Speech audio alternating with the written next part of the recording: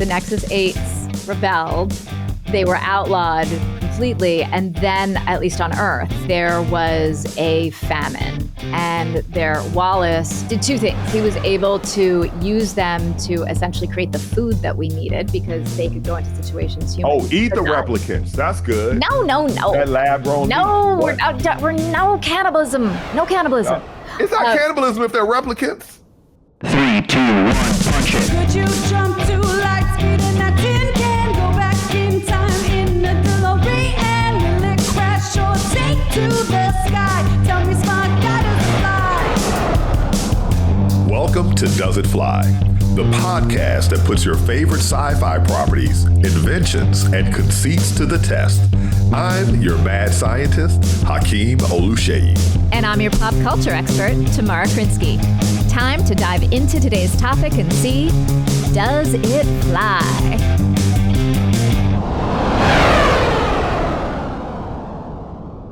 Hi, my friend. Well, hello there, Tamara. I don't know about you, but I am inspired by our theme song. Really? In which way? I mean, in many ways, of course, but in which way today? Yeah, well, today I heard it and it made me think of the first hip hop song by Africa Bambaataa, Planet Rock. You know Planet Rock? Put it on my playlist, dude. All right. It goes, party people, can y'all get funky? I do not So Sonic Funk. But listen, here's our version, right? We can make this the opening. We go, nerdy people,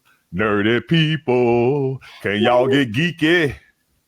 Yeah, now hit nerdy me. People, nerdy people. Right? We can start a whole new genre. But I don't want to get rid of our theme song. I love our theme song. We can have multiples. Depending on the topic. And speaking of the topic, today oh my gosh, today we are talking about one of the most iconic franchises in sci-fi history. We are talking about the one, the only Blade Runner. Yes, and not a director's cut, which I have a story about later. No, what do you mean not the director's cut? That's the one I watched. Oh, interesting. Well, I'll tell you. So Blade Runner, I feel like sometimes I'm disconnected from the rest of humanity because there are things that everybody else finds awesome. You're a physicist. Isn't that sort of part of the definition? You make a good point. I say that with love. I have love for many physicists. No, it's true. I think there is something, you isolate and think about stuff. And so, if you were connected to humanity, you wouldn't be spending so much time alone thinking. But so I watched it when it came out back in the day, and I thought it was like, okay, it's an okay movie. Not great. It didn't hit me like E.T. the Extraterrestrial hit. You and much of the public. Blade Runner, for all the iconic status it has now, was not so well received when it first came out, and it did not do very well at the box office. When I got to graduate school is when I discovered that it is super iconic and everybody was crazy about the director's cut. And so I'm new and they're like, hey, we're all going to go to San Francisco to watch the premiere of the director's cut or whatever it was. Maybe it wasn't even the premiere, but there was a group going. I went and I fell straight asleep. So wait, so to clarify something in my brain. So were you were in grad school before 2007, right? Oh, yeah, this is like 91, 92. Okay, so what's really interesting here is when we talk about Blade Runner, there are multiple versions, and the director's cut that you are talking about is actually not the definitive director's cut. There was a version, and I can't even recount all the versions because there's quite a few, but there was the version that was released in the US for theatrical. There was a director's cut that was also released not too long after, which is the one that you probably all went to with your friends and fell asleep at. But then in 2007, they did the actual final approved director's cut, which is what director Ridley Scott has blessed as his final version. So there's multiple endings, and depending on the ending and depending on which cut you see. Yeah. Well, I didn't make it to the ending. I had one of the best sleeps. Well, I'm glad that you got a chance to rewatch it for this today. That's why That's one of the things I love about this program is that we get to watch these great shows and revisit them. Right. Well, I mean, in a way, okay, so we're talking about, so Blade Runner, big franchise. We have the original movie from 1982, which we just talked about with multiple versions. There is Blade Runner 2049, which was a sequel that was released in 2017. There's also a couple of short films that fill in some of the story and the chronology of the world in between. There's actually an anime series. There are comic books, and there is an upcoming series from Amazon Prime starring Michelle Yeoh. Today, we're going to just be talking about Blade Runner and Blade Runner 2049. But going back to you sleeping, because it all connects, Blade Runner is, of course, based on a book by Philip K. Dick called Do Androids Dream of Electric Sheep? So my interpretation of you falling asleep is you were just really fully inhabiting the source material. This is it. You nailed it. I'm not shallow. I am so deep. You're so deep. You went like through the movie back to the source. That's right. But you're saying Michelle Yeoh, how do you pronounce it? Yo, yeah. Man, she's like Kevin Hart and Shaq. She's doing everything. And you know what? She should be, because she is amazing. She kills it. That's for sure. Her characters she's committed. Like, that's what I love about her acting. She's like committed to her character. Exactly. All right, so take us through it. Take us through the synopsis of Blade Runner and what we're talking about today. Okay, so Blade Runner is a movie about replicants, which are synthetic bioengineered beings. In the original story, they used the word android, but director Ridley Scott did not want to use that in the movie, because he thought it would give people preconceived notions of what the replicants were. And so what a replicant is they have been created to be used as laborers and as soldiers in off-world colonies, which is what is the world of Blade Runner. So again, this was made in 1982, but the world of the movie takes place in 2019, and this was what they pictured for our future. It's a climate-ravaged planet. A lot of it takes place in what they looked at as a very futuristic Los Angeles, and that has become the foundations of a lot of cyberpunk. And it really is noted for its production design.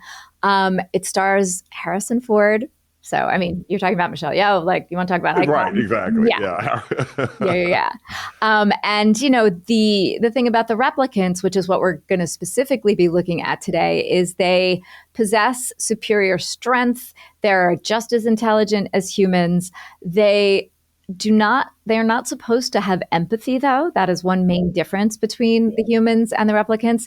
And they only have a lifespan of 4 years, which is a critical plot point, because, the humans were concerned that if they lived for longer than that, they would develop empathy, they would develop a different range of feelings, and they would become a threat to humanity. Yes, unidentifiable as being replicants. They do have other emotions, though. They just don't have empathy.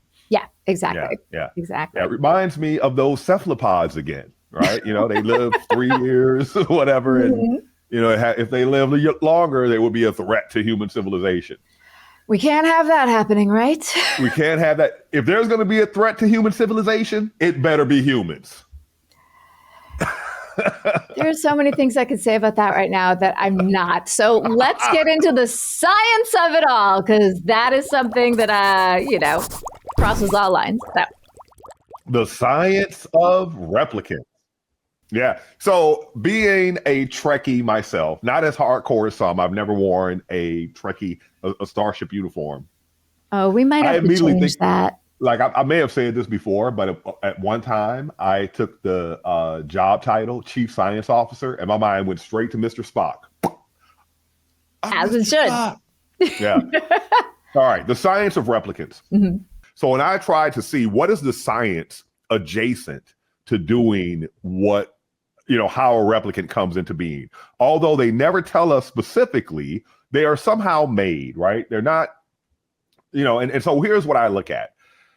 There's two areas of science that I think are adjacent to creating a creature like this. One of them is known as regenerative medicine. Okay, so this is where you're growing organs or in a dish in a lab. And this research has actually progressed. They've not built like a fully functioning heart or lung or anything like that. So what they've been able to do, there's different techniques. Okay, so one 2-word phrase that has come into the vernacular, the common person's vernacular this century, is stem cells, right? And so stem cells are these cells that have the ability to become any type of cell in our body, right? So it starts off with no particular identity other than stem cell, and then it can become a brain cell, a heart cell. It can differentiate. And so as human embryos are growing, these stem cells differentiate, specialize, you end up with various body parts. But the same thing is going on inside of us all the time. We are constantly regenerating ourselves. So the skin regenerates at some time scale that's like less than a month. Our bones regenerate, our skeleton over like a decade, because, cells are dying and cells are being replaced. So it reminds me of that ancient, I don't know what you call it, a riddle or what, but the idea is if you have a ship and as time goes on, you replace this plank, you replace that plank. And as you go into the future, eventually you've replaced every part of the ship one small piece at a time. Is it the same ship? Is it the same ship? Yeah, I love that metaphor.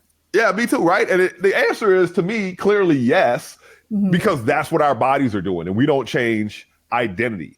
And when you think about what we are, when you study biology, single cells are living things. And so each single cell of our body is a living organism.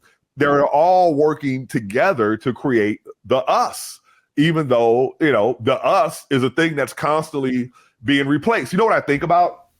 This is so nerdy, but every particle that makes up your body, every electron, proton, neutron, has a history that has gone through, the core of a star, through the Big Bang, through, space, and come together. And, it's been a star, then a star explodes or dies in some way, and it comes back again. And so I imagine, what if every human being you could look at, there's this thing called a world line we use in physics to describe something's motion through space and time. There's constantly particles coming into you just by the act of breathing, and there's constantly particles leaving you. So if you look at it at a particle basis, and you have that, it's just an amazing thing that these gazillion particles from all over the universe come together, and they form, and some are going out, some are coming in, but this collection remains, and then it finally dissipates and goes and becomes parts of other things. It's that whole line of Carl Sagan. Is it Carl Sagan, I believe, that we are all stardust? Yeah, exactly. Yeah. And I love that. I love the literal of it, and I love the poetic of it. I love it too. But I like to be more dramatic and say, I'm so badass, I breathe the cores of dead stars. I like that. I've got to think of what my personal version of that is. Okay, we're going to work on this. We're going to work on this. Yeah. Personalized. I mean, I will say, being a 4'11" redhead, I feel like there's a Red Dwarf joke in there somewhere. There absolutely is. Yeah. It all depends on how often you explode, because they explode frequently. That's one thing about not me. All right, that's not me then. I need something that kind of burns steady and strong, but then if you anger it, it gets real pissed off. It just doesn't happen that often. That could be red dwarfish, because they last longer. Every red dwarf that was ever born in the universe still exists. They can live like 1 trillion years. So anyway, that's right. Tomorrow I got that burning power. Okay, so here we go. So here's what they do. What they discovered was, when you talk about using stem cells, the very first type of stem cell that the researchers wanted to use were embryonic stem cells. And of course, that's fraught with all sorts of ethical considerations, even if it's from cord blood, right? So they had to find a substitute. And what they found was one of the places that in our body that has stem cells is in our gut, right? So they were able to take these gut stem cells, grow them in some gel, and they create what are called organoids. So these are little tiny millimeter size hearts, but it's like a little slice of heart, right? But they'll start beating. They have chambers, and they have to be small for one main reason. The reason why they can't get bigger, it's the same reason bacteria and archaea are small, is because they don't actually have a system like we have for bringing nutrients in, delivering it to every cell and removing waste from every cell and kicking it out. They're just doing diffusion across their cell walls, and that's only efficient if you're tiny, okay? So these organelles are stuck being tiny because they don't have a vascular system to feed all their cells. So how else could you build these bodies? So they have enabling technologies such as 3D biological printing. Just like we do 3D printing with non-biological materials, they can do that with cells. And so, they're really clever about it, because sometimes, the cells, you can't just do it in a gel. It requires some scaffolding to support it. But then the scaffolding dissolves away. So hold on. When you say scaffolding, basically mean, like, I'm picturing like a mold that you're printing the cells on top of? Or something that's going to support the organic cells, so they're not just swimming around in some. Help give it some shape, fluid. Basically. Give it some shape and structure, okay. Exactly, and support. But then that dissolves away so that whatever they're building. So, now they're at the stage where they can say, okay, the big problem, one of the main reasons or main uses for regenerative science is organ replacement, right? And so the big problem there is rejection. So if I can take some of your own cells, and I may not be able to grow a full organ, but they've been able to grow pieces of heart muscle with the circulatory system also grown inside of it, and then you graft that on. And so basically you find what has been damaged, you remove that part and replace it with the part that you have grown. And then there's also these things known as bioreactors, which are basically tanks, right? They produce alcohol this way, and a lot of pharmaceuticals and other, bioreactors are ubiquitous. They produce a lot of stuff we use every day. So now the other part of it, though, is if you can do this, if you can grow biological material on your own, what is the right phase of life to do it? Okay. And I would say if the best way to do it is to do as little of it as possible, which means doing it for something that's like an embryo, right? You build an embryo that can then develop normally inside of maybe an artificial womb. And so now the technology that I think of is this artificial womb technology, which we have used to grow. It's either a lamb or a baby goat. But, I remember when it happened, the images are really freaky, but you didn't need an actual organic body mother to grow this embryo inside of. So imagine that you could, lay down the beginning of a life, connect it to a nutrient and waste management system, and allow it to grow normally from there. So it's so interesting, and we'll get into this a little bit more in the story, but what I pull from that is in 2049, we follow one main replicant throughout the story, Kay, who's played by Ryan Gosling. And a whole sort of journey of his is to discover, and this is something the replicants talk about in that movie, whether he was grown in the traditional way or whether he was quote unquote born from a person, what I'm going to use person, and I'm going to use person in quotes, because we'll get into that in a minute. But I that's so interesting because, like, does where you are grown, let's say, affect whether you are a person or not? It has to be a determination from other people, because you're not going to know. You're going to be completely unaware of it, especially if it's, we start very young, like I'm saying. And again, this could be something that for people who wish to have children that cannot, we're almost doing something like that already, but you're not printing it, right? You're doing fertilization and allowing the embryo to start, and then you place it in the womb. But what if instead of a normal fertilization process, because maybe somebody is unable to do that, you take their stem cells, you combine them to create a new being that you can then place in the womb, and now you have a normal life. But you yourself are not going to be aware. Like, I don't know when your memory kicks in, but my memory kicks in clearly at age 7. So I don't even know if the universe existed before then. So what am I getting at here? So if we can do regenerative medicine where we can actually grow organoids now, does that one day and we can do things like 3D printing and we have bioreactors, we're definitely on the pathway to creating organs. Does that mean we're on the pathway to creating entire beings?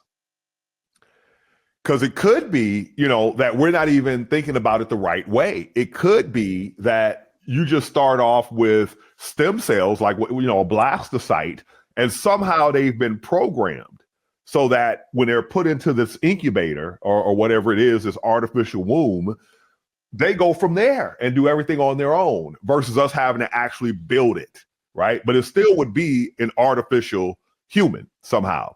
So I don't think that we're anywhere near the point where we can even grow a tiny tadpole, right? That is viable.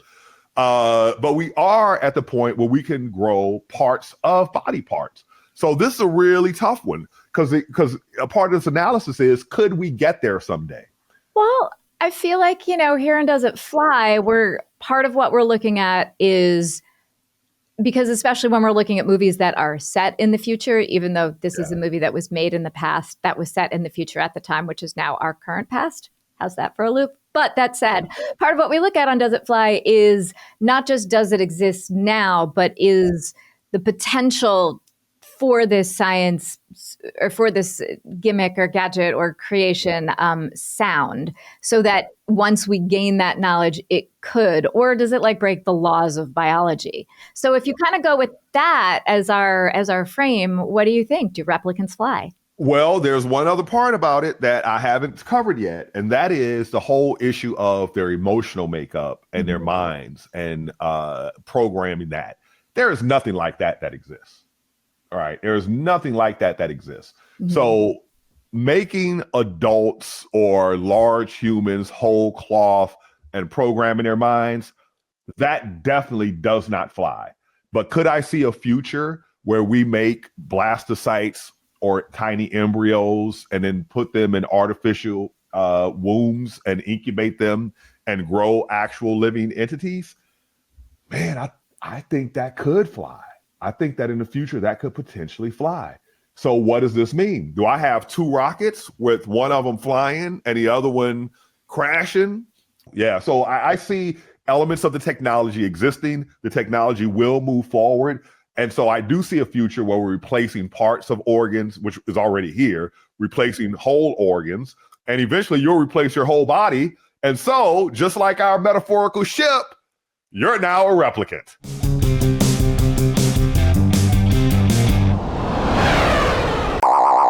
So I think that is a great jumping off point into the story, because to me, that's the crux of Blade Runner and Blade Runner 2049 and this whole franchise, and why, honestly, it has resonated for all of these years and feels even more relevant now than perhaps when it came out, right? Yeah. Because I agree. I mean, based on everything that I did a whole one-person show on stem cell technology because I'm geeky that way. Yeah, I had a whole dramatic. Wait a minute, you did a one-person show on stem cells? What? I did. Talk about geeky that way. It was very much a what if of whose idea was that? That is mine. So people weren't like, this is going to be good. People were like, I got to see this. What is this going to be? I've always been fascinated by genetics. So I was doing all of this reading as, they were looking at uncovering the structure of DNA and stuff like that. And it put a seed of an idea in me, no pun intended. But what I was mostly fascinated by, in addition to the science, because for me, it's always been what are the cultural and societal ramifications, were the comments, because there were all of these, warring comments about doing this is against God and nature. And then somebody would be like, well, if it's actually right along God's plan, because God gave us the ability to do this. And then they're leave God out of it. Right. all of the above. Right. All the above. And so the fact that it stirred up such passion in people was what was interesting to me. Yeah. Right. Yeah. And of course it would. Yeah, I mean, it has to. And so, to people like you and me at least. And a lot of the people who are commenting on the thing. So yes, I wrote a one-person show about stem cell research, which, yeah, anyway. All right. So back to Blade Runner. So what, where you are getting at, which is we can build the body, but potentially one day, or the organs for the body, but can we build the mind, the sentience? In Blade Runner, what I think they do so beautifully and powerfully is that they don't actually get into the how did we make the replicants. You actually really never see that. There's one scene in 2049 where you see Wallace, who is taken over for Tyrell. Tyrell was the original genius who made the Tyrell Corporation, which created the replicants. That has since gone bankrupt or been disappeared. And this guy played by Jared Leto named Wallace has taken over in 2049. And he very much has a whole God complex going on. So there's one scene where you do see him encounter a new replicant just as it has been born. And I'm using that word in quotes. Right, So like maybe you get a sense that there's some kind of artificial womb sort of thing, but you never really know. And I don't mind that because the movie is not about the how. The movie is about how we react to the replicants and how we treat them. Part of why I believe that this is a world where replicants could exist is because Ridley Scott and his team have done an incredible job of world building here, creating this futuristic Los Angeles. And then Denis Villeneuve in 2049 continues that. Couldn't they have added a little more light? Well, it's funny that you say that because Ridley Scott actually has talked about the fact there are 3 things he said that were really great tools for him on this movie. One was wet. So much of the movie takes place when it's raining. One was smoke and one was dark. So they shot on the back lot at Warner Brothers on New York Street. So for folks who may not be familiar with this, what a lot of the studios have is what they call their backlot. And there are standing sets there that get used for a lot of different movies. Like you'll see, like if you go and you're into movie trivia, you'll see that like the Back to the Future town square is actually used in a bunch of different places. Like the gazebo from Gilmore Girls pops up in different places. And so for this, Ridley Scott was like, this needs to look like something different. So part of the way he accomplished that was by shooting at night. Which is really hard on an actor because you're and the whole crew because you're totally changing your you're totally changing your body rhythms, but you can do it. See, you're telling this to an astronomer. Right. So you're already there. You're all set for your night shoots. Yeah. Well, here's the thing. What you might not expect is that most large observatories actually have a dormitory, sometimes built under it, so that immediately upon finishing up in the morning, you can go right to sleep. Right there. I just saw a play about that. And I wish I could remember the play's name. Well, the question is, do the actors do that? Do you, or do you have to travel home? No. So depending on your show, so Actors Equity, which is the actors union, there is actually a clause in there that there needs to be the equity cot.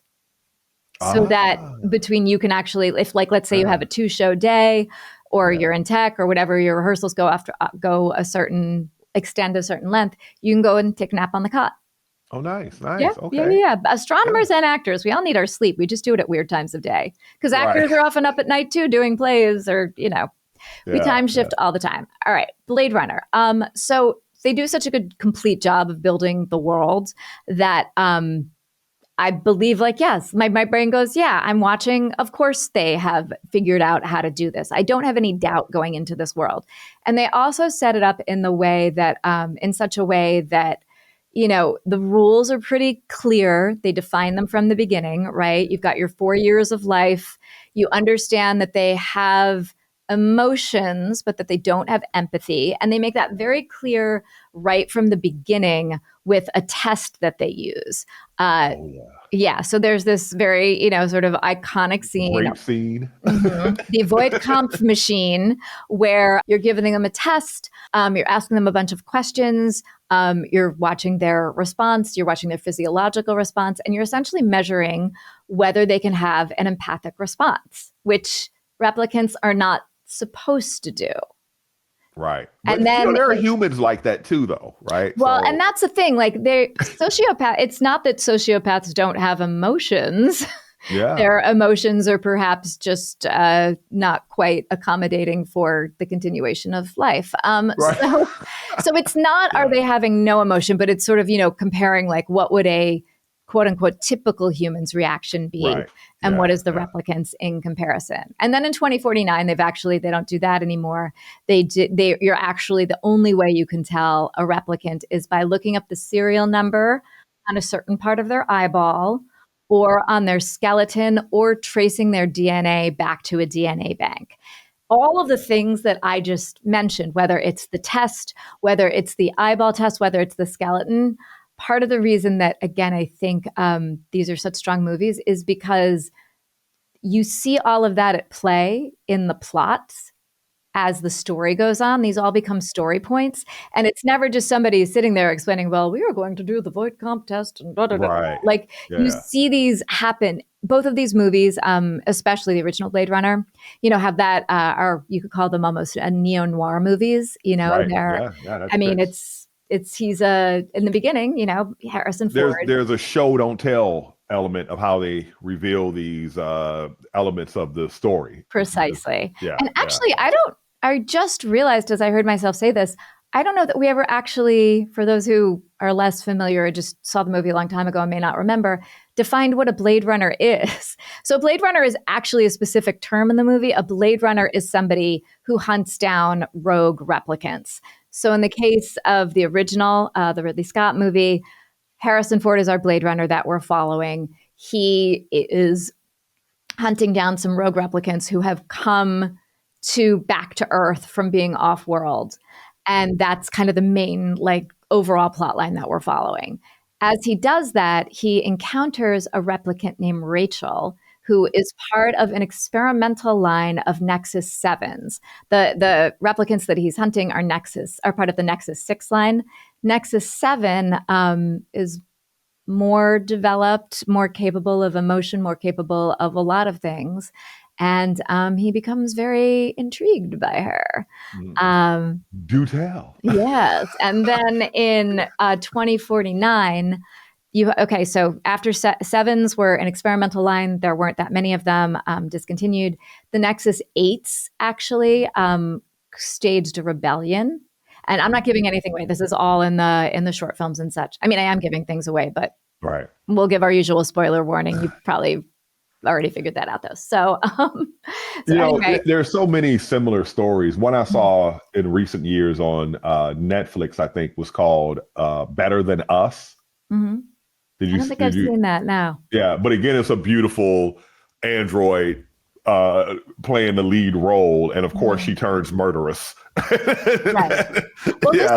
this is always a question, right? Like this question of the existential question of what makes you human and what makes you a person. And so that other element that you were talking about, that is the theme that reverberates throughout this movie. And it's not ignored, it's put front and center. So they get these background memories to help create personhood. Yeah. Yeah, they have implanted memories and they all have different feelings about them. So for Rachel, who is the love interest played by Sean Young in Blade Runner, the original Blade Runner, she doesn't know that she's a replicant. And she doesn't know that her memories are implanted and that they're actually the memories that Tyrell has taken from his niece and implanted. And when she finds out, it's really hard for her. Right. The replicant, the replicants in 2049 have actually there are Blade Runner replicants who track down other rogue replicants. This is a new line of replicants. It's like I said, Wallace is a new creator. There's new fail safes there. They are created in such a way that they have to follow human instruction. And so that's a piece of things. Like he ostensibly does not have free will.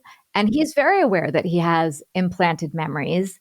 And he talks about them and he actually discounts them because he said, I mean, sure, I have these implanted memories. I have memories of being a child. But if I never actually was a child, then does it really matter? Right. And you hit upon a larger point. I'll tell you where my mind goes with this. It's that thing about human identity and culture. So, and recency. Okay. So basically they're like, it's one hand is sort of a falsehood. And the other thing is that, these were given to me yesterday. I didn't really go through these. But when I look at humanity as a whole and how, we we fight and die for our identity, you know, and our culture and this sort of thing. But when I think about it, like take, for example, us, we're Americans. I'm proud to be an American. All right. And at Our least I species- know I'm free. Right. I Our worked species, at modern Great humans Adventure have been growing around up. for 300,000 years. Mhm. You know, you go back to Homo habilis, you know, it's been around for millions of years. You know, you go back to proconsul, we're talking like 25 million years. But whatever identity any human is so proud of, chances are it doesn't go back more than 5,000 years maximum. So nobody's out here repping their hood from 10,000 years ago, right? Nobody here is, you know, so this identity thing to me, you know, I see it as putting on a jacket today. It doesn't define who you know, is the bigger story who you are, or is the recent story who you are? It's almost like when I talk to my kid and he's like, oh, what you said before. I'm like, what I said before is not what matters. It's what I'm saying now. Today, the last thing I said is the instruction, not the first thing I said. Well, I mean, yeah, it definitely like, there's always a question of like, can we grow? Can we change? Are we essentially always who we are? So when you ask, what does it mean to be a human? This is just another way of, so if Homo erectus were like, oh, you know, those Heidelbergensis fools are not us. They ain't like us. You know, it's true, but they're your children. You know, we are a species that evolves and modifies. And so if we exist for, say, another million years into the future, you know, Homo erectus lasted 2 million years. So why can't sapiens? We're smarter. We are, but it also begs the question of what are we going to develop into and what do we count as being human or not? And that is such a big part of why I think that Replicants in these movies flies.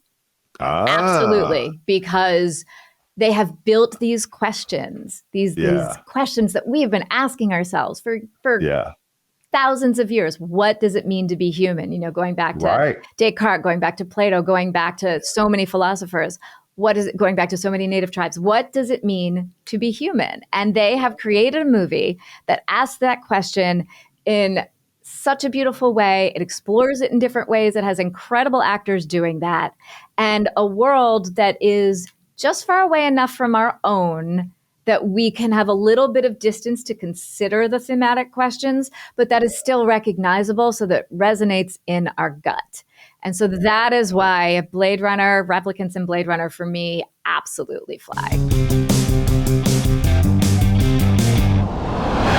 Yeah, but I just thought of a loophole. What? Domestication. We call a cow. We don't call it an auric. If you compare, you know, the grain that has evolved into our cob of corn, and you sit them side by side, or you take a person from that time period, you know, 30,000 years ago, and say, hey, guess what? This becomes that. They'll be like, get out of here. There's no way this little bitty, you know, grassy thing can become that big, giant, delicious corn cob thing. But they are the same. Are they the same thing? Or are they not the same thing? It's an evolution. Okay, so that actually I feel like is a perfect segue into our third question, which is does it fly for the vibes? Does it fly for the feeling? Because where my story brain goes is in the movies, in this movie world, in the story world, humans have created replicants. They're our creations. You want to say they're an evolution, you want to say they're the next generation, whatever they are. We have created them, right? Right. So it brings up a couple questions. One, are you responsible for what you create? Right? Like if you put something into the world, regardless of whether you deem it human or not, if it has feeling and emotion, are you responsible for the caretaking of that and the well-being of that? And then on top of that, it goes back to this larger question of what is it actually that makes us human? And I was thinking before, you know, when you were talking about like body parts and organs, like, okay, you cut off my arm, I'm still Tamara. And I think we would both agree that like I may do some things differently, but I'm still inherently Tamara. However, if you kind of going back to the ship metaphor before, if you erase all my memories, if I have a traumatic brain injury, if I get Alzheimer's, and I don't have all of those memories anymore, am I still Tamara? And then I don't think so. But what I mean, if? yeah. But I don't know. But then the question like when is you like, die. if I don't have my memories, but yet is my intrinsic nature It's like when you still die, me? right? You're described as a body. You're no Mhm. longer described as the person. And if you are a head in a jar, which occurs often in sci-fi, you're Yes. still you. So it's that, Mhm. it's your mind, because when I say I think this, right? What am I referring to? Right? You have that internal talk. Who's talking, right? So it all of And these we are thorny questions. and we But don't know the I have another answer. We question. don't know the answers. Wait, We don't before know the that, answer, right? I brought a visual aid. Ooh, but Ooh. what about our audio listeners? I'm gonna explain it because it's just a book. Okay. It's not actually a picture. It's just something. Visual aid is wrong. I should have said prop. I bought Oh a my prop. God! For those of you who are listening to the audio and can't see it, Tamara has actually constructed a tiny Tamara that is That is walking. a lie. That is a lie. Stop being nice. Respect our audio listeners. Don't try to trick them. Okay, what I did bring actually, because it seems so appropriate for this. So this is a book called 19 Ways of Looking at Consciousness. It's by an author named Patrick House. I'm like a little bit of the way into it, but I was lucky enough to go to a book talk and actually hear him speak. And basically what the book is 19 different ways of trying to understand what consciousness is. Because as you were just saying, nobody actually really knows. And it's relevant to replicants because when we get to that unknowable thing, do we really know what's going on in a replicant's brain, personhood, being? We don't. In their universe, they have that programmability, and they still can't. Yeah, tell what's going on in their there's mind. a whole thing, especially in 2049, specifically in 2049, there's a whole thing about replicants being able to lie. Yeah. And if they think that a replicant can't disobey, but if a replicant can lie, if you're capable of having a secret, Right. if you're capable of separating your own, how the Theory of world mind. sees you and having a secret, that is a sense of self. Yeah, it's a sense of self, and you've illustrated a theory of mind, Mhm. which primates have. So, as I also brought a prop, which is a book, A Quantum Life: My Unlikely Journey from the Street to the Stars. I wrote it. You can buy it, buy many copies, audience. I'm not plugging my book. I'm just saying that A Quantum Life, instead of starting with cells and bioreactor, you just start with electrons and protons and neutrons, like we said earlier. Okay, I am plugging my book. You're totally plugging your book. That has nothing to do with this. I read other books. So here's the other question that I feel like if this were real, this would be the question du jour. Do replicants have souls? How do you define a soul?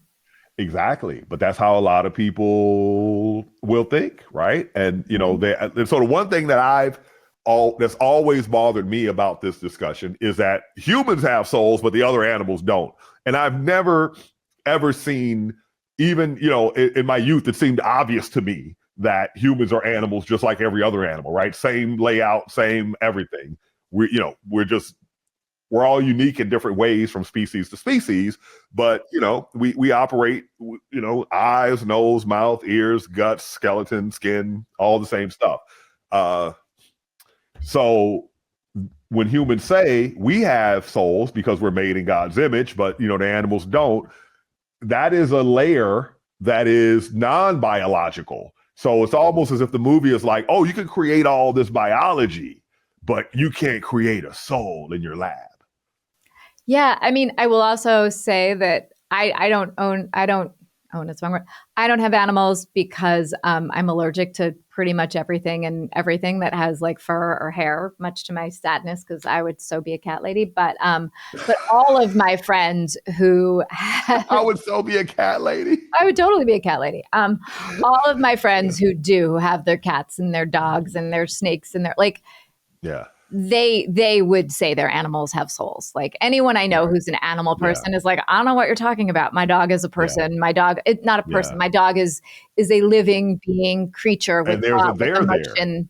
Yeah. Yeah. When you look in their eyes, there is a there. There's a there. They're not- Yeah. Which, when we watch this movie, I feel like that's part of the question, right? Like, there's not supposed to be a there for the replicants. And I feel like the movie sort of teeters on the edge of saying, but isn't there? And that's one of the hotly debated topics about this film over time. The original Blade Runner has been, is Harrison Ford's character actually a replicant? And oh, no way. Yeah. And I never. Oh, you don't know that theory? No. Yes. Oh, Yes. man. Okay. So going with you talk about being so film nerds, hot topic of debate. There is a moment where Harrison Ford's character, Deckard, has a daydream about a unicorn. And that there's some stuff about that appears later on in the film that is referenced or not referenced. And people take that as a clue as to whether he's a replicant. If you ask Harrison Ford, he has gone on record saying Deckard is not a replicant. He is human. And I think that's really important for the story that he's human. And I think in part that's because he's somebody who's sympathetic to replicants. And that matters. If you ask Ridley Scott, however, Ridley Scott has gone on record saying, no, he's replicant. There are moments where there are a couple times when it's posited to Harrison Ford, and this happens in 2049. It happens in both of them, where basically the idea of being real comes up and he never answers. And in fact, in 2049, he sort of shoots back, well, what is real? Right. There you go. What is Which real? lines up with that question of you what are is a a replicant soul? does not mean you know you're a replicant. That's already established. Yeah. So I hear you're loving the vibes of Blade Runner. I don't really have it's hard for me to know, like, the idea of it, because the other thing about it is that whole thing of, is there a soul? What that says to me is that there would be a sort of movement against replicants that's even stronger, right? So you could see them being introduced for a purpose. You got to be off world and all of that. But there would be people that are just like, this goes against everything. You're playing God and it goes against everything, and we're taking down your company and we're gonna go to violence to do it. That's why replicants were outlawed after the replicant rebellion, which happened. That was the Replicant rebellion. I forgot. Yeah, so that's why they were outlawed. And the only reason, at least from what we've seen from what's in 2049 and some of the stuff that happens in the 3 shorts in between, which are considered canon, are that basically, so the Nexus 8s rebelled, they were outlawed completely, and then, at least on Earth, and then basically there was a famine, and Wallace, who had worked in farming before he ever worked in farming tech, before he worked in replicant tech, did 2 things. He was able to use them to essentially create the food that we needed because they could go into situations. Eat the replicants. That's good. No. That lab grown. No, we're no cannibalism. No cannibalism. It's not cannibalism if they're replicants. Well, it depends on if you think a replicant is a person or not, which gets back to the crux of our story. Well, okay, so here's the thing for me about it. Until you made the statement about smoke and darkness and rain, which now, really makes me think about it. I was thinking about the cinematography. So if a movie flies for me, it's almost, one thing that happened during the pandemic was that a lot of people started doing news interviews from their homes. And instead of having nice mics like this, they would use the laptop's microphone, and it sounded horrible. So I'd instantly click away. I didn't want to hear that horrible sound. And, if a movie presents itself with darkness, like I said, one of the things that, rubs me the wrong way with the Batman franchises, with the first, CGI Spider-Man, was that thing of darkness. I can't, it's hard for me to disconnect that from the deepness of the vibe. Because I see it as a whole, right? The experience of me sitting in the theater, watching it, reading it, taking it in small bits, it's fantastic. And it's really thought-provoking. But the experience of it for me, the vibe of it for me, I'm still lukewarm on it. So I'm getting the sense that for you, Blade Runner does not fly for the vibes. The thinking side of it is really tasty and delicious. but the feeling side of it is kind of ambiguous for me. It's not clear. It's not a clear rejection, but it's also not I love it, right? So that's why I say lukewarm. I'm on the warm side, but not hot. I get it. Hey, look, that's fair. And that's why filmmaking is an art, because, the filmmakers put what they put on screen. They put the story out there, but then we receive the story and we bring our own memories to it. We bring our own experiences to it, which kind of reinforces one of the reasons that for me, the vibes totally fly. A big piece of this is this idea of implanted memories and how our memory and how we react to memories, whether they're implanted or not, whether they're quote unquote real. And just like you as a human are reacting to, as a real boy, as they say in the movie, are reacting to Blade Runner based on how you have grown and developed based on your memories and your formative experiences. That's something they explore in the movie. So to me, this movie touches on so many beautiful things.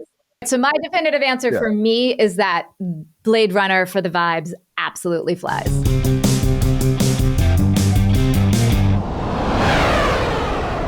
I'm going to say for me, I want to love it as much as I love Star Trek, even as much as I like Star Wars, but I don't. So I'm going to say for me, it sort of like hovers just above the ground, like a hovercraft. That's fair. Hey, look, I respect that. It's not for everybody. It's not for everybody. Yeah. I don't love it like I love some other sci-fi franchises, which seems like people just love this thing, especially people that are as geeky as I am, right? I mean, they do, but again, I'll remind you, like just like you had your original reaction when it first came out, Blade Runner was not a box office hit when it first came out. It has gathered acclaim and cult-like status very much over time. I want to love it like I love Attack the Block.